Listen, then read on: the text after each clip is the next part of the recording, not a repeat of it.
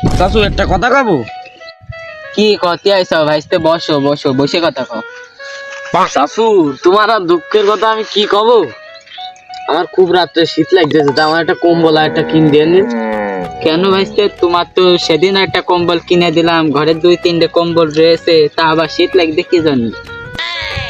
তুমি আমার কষ্টটা বুঝলে না, বুঝেছ?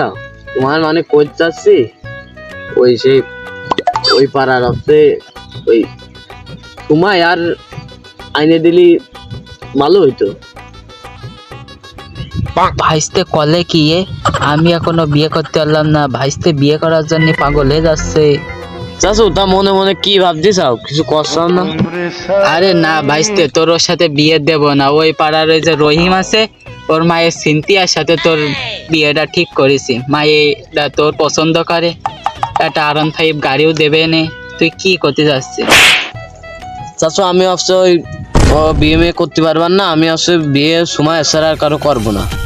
আর আমি ঠিক করিলাম কি, তোমার আদৌ বিয়ে হবে কিনা সেটা আমি জানি না।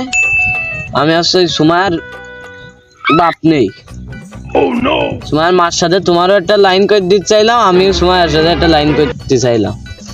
তা তুমি তো সেটা বুঝলে না তুমি, তা আমার আর কিছু করার নেই। তাই আমি আমি আমার মতন বিয়ে করবা না, তোমার কারোর জানার লাগবে না, বিয়ে ভেঙে দাও। এ কাকু কই? আল্লাহ, কাকু কোন গেল? জুতো দিয়ে কোন গেল? ভাইস্তে এইসব কথা আগে কোথায় না, তাড়াতাড়ি আসো, জুতো কান নিয়ে তাড়াতাড়ি আসো, আসো আসো আসো। কাকু মনে হয় রাজি হয়ে গেছে। কাকু দাঁড়াও, আসছি জি, জুতো কান আসছি, চলো। জুতো কান তাহলে পরো, তাড়াতাড়ি পরো। এইসব কথা আগে আগে কবা না, আমি খামাখা ঝামেলা করতে গেলাম। আসো আসো আসো। পরবা না?